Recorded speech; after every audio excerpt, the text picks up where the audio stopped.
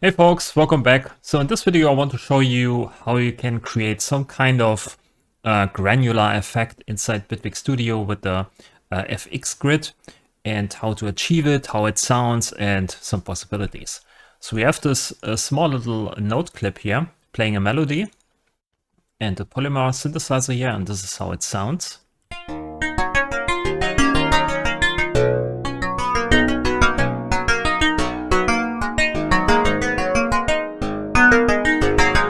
So, and we want to put some kind of granular effect on it. So I'm using a FX grid here and completely empty, of course. And what I do now is I'm using the recorder to sample some small little audio bits and play them back in a kind of randomly way. So what I use now is a clock. And the clock here sends out a phase signal and a trigger signal. As you can see on the left side, they're both matched. So we have like an on-off, and then in this phase of on-off, we have exactly one ramp from 0 going up to 1. So, and we can change here, of course, the clock itself. So we can speed up here the whole signal, as you can see on the left side. Or maybe I use an oscilloscope here. This in here, slow it down. And we have here a gate signal also. Let me slow this down a bit.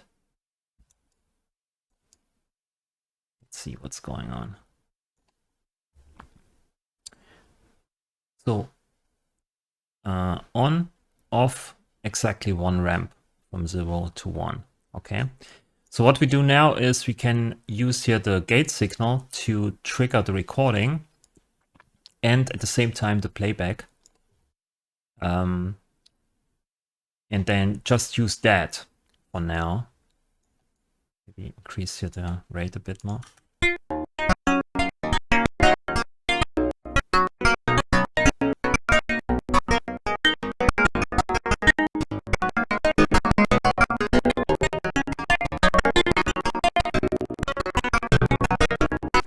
So this now sounds a bit choppy, of course, because we just switch on and off here the recording and the playback. So there's no volume fade in or fade out. And we can do that by kind of using an envelope here of Bitwig Studio by using it as AD, for instance, then triggering that. But the problem is when we change the clock signal or the rate, we don't know how long each partial is or each recording sequence or playback sequence. So we have to fiddle around here with the attack and decay to find exactly the right timing or the time frame of each partial. So this is not very handy here to use an envelope for that. So what I'm doing instead is using here a signal. I'm using the phase signal actually. So I'm using a mirror and maybe switch this off. So you can see we have this ramp signal here and we go into the mirror and then use this. You can see we have now here, instead of one ramp signal going from 0 to 1, we have 0, 1, 0. So a triangle signal basically, instead of, you know, this one. Or maybe we can use a different color so you can see it better. It's actually not going green, sadly.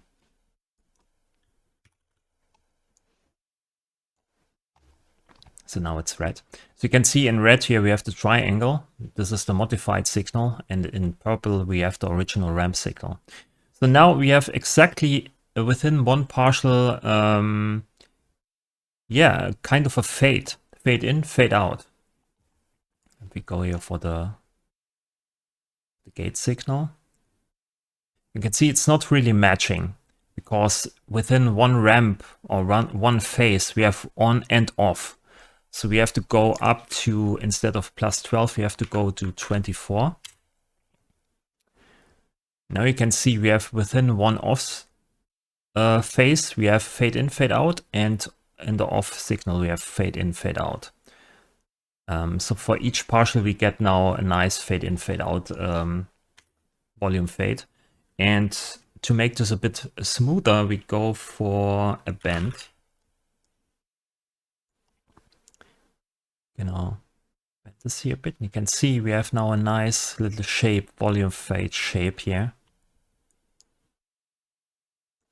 Or something like this. Sometimes you get these dropouts here. I don't know what's happening there, but you can prevent this by just using a follower.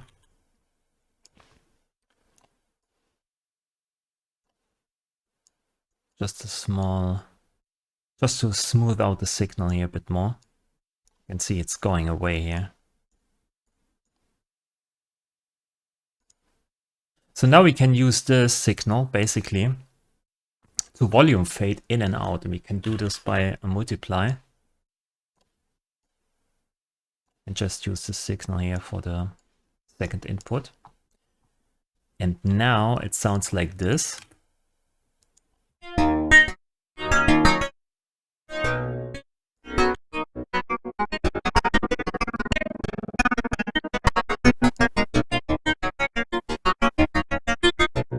Nice little smooth fade in and fade out for each partial, and it changes with the, or the timings actually change with the speed setting of the clock here.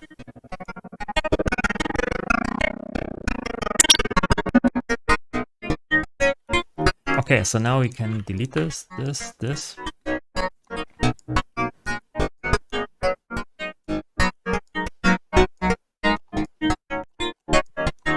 And just duplicate this here and choose a sum. And use a different clock signal here.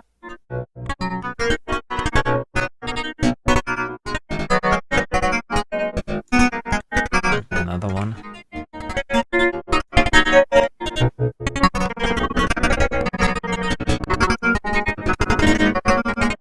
And how you set up the clock settings, it's really up to you.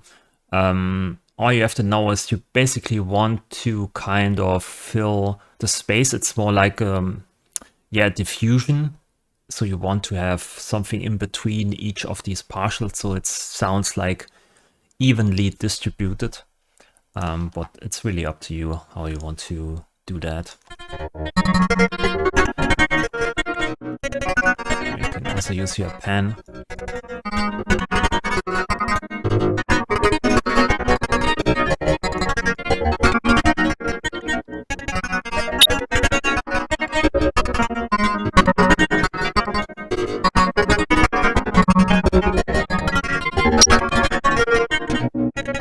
You can also change the bend settings. You want to have more short partials.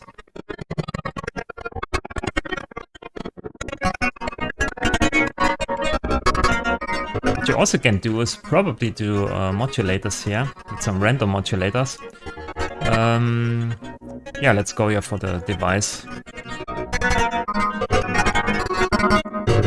It's random here, random mod. Maybe 3.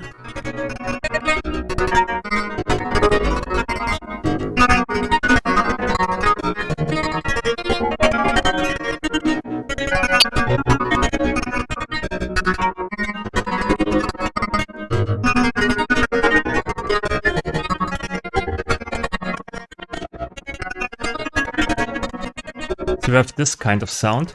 Then you can blend in the original tri-signal.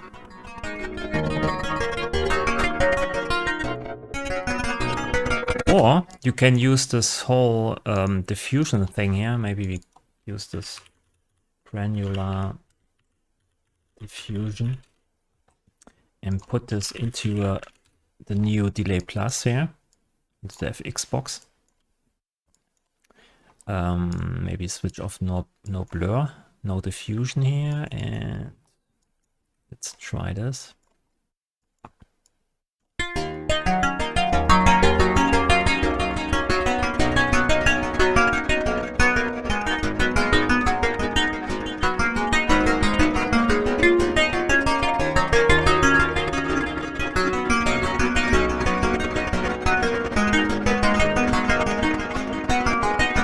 can also additionally here bring in the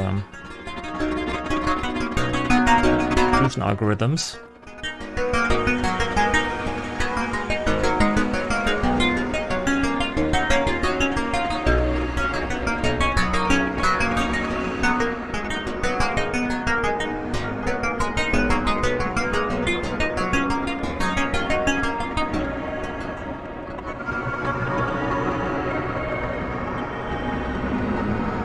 You can see you have basically your own delay algorithm, diffusion algorithm, which brings in a bit of texture. You can decide how much you want to bring in and how it sounds and how it behaves. Let me go to white.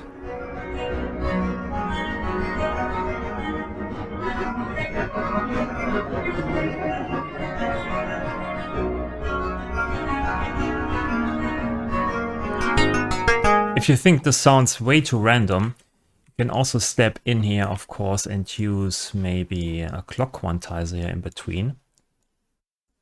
Clock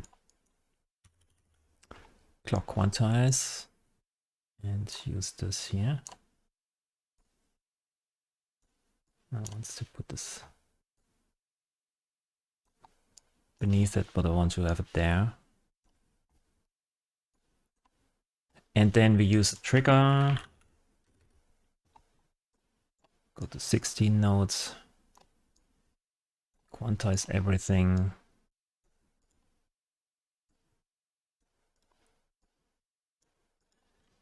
And it should behave more rhythmically interesting. You see? Yeah, put this out first here.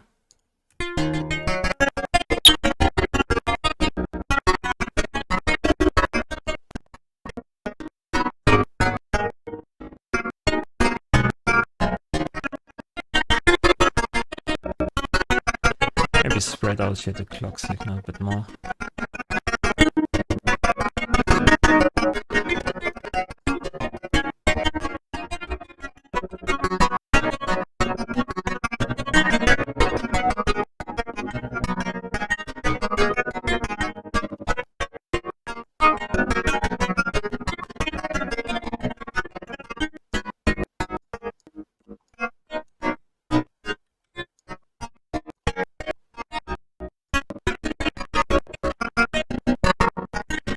This is better. Maybe go to 32. It's in here again.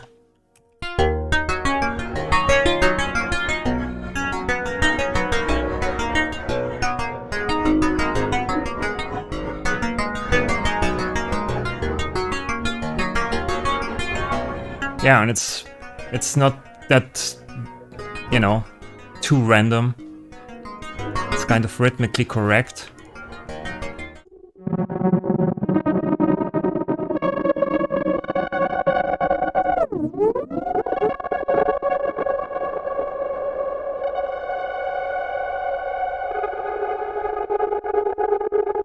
So in this example here, I'm showing you my Granularity preset, which is probably available with the release of Bitwig Studio 4.3 as a factory preset.